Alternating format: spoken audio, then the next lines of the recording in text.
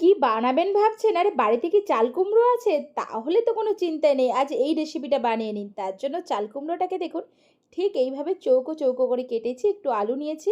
আর চিংড়ি মাছগুলোকে নুন, হলুদ মাখিয়ে ভেজে তুলে নিলাম। এরপর ওই তেলেই কালো জিরের ফোড়ন দিয়ে তেজপাতা, শুকনো লঙ্কা দিয়ে একে, একে আদা বাটা ১ চামচ, রসুন বাটা ১ চামচ, টমেটোর পেস্ট দিয়েছি ৪ থেকে ৫ চামচ দিয়ে ভালো করে কষিয়ে নিয়ে তাতে মিহি করে কোরানো কিছুটা নারকেল দিয়ে কষিয়ে নিয়ে তার মধ্যে দিয়ে দিয়েছি একে একে হলুদ গুঁড়ো, জিরে গুঁড়ো আর কাশ্মীরি লঙ্কার গুঁড়ো, পরিমাণ মতো নুন দিয়ে ভালো করে অল্প অল্প জল দিয়ে মশলাটা কষিয়ে নিয়ে তার মধ্যে আলু আর চাল কুমড়োটাকে দিয়ে ভালো করে নাড়াচাড়া করুন।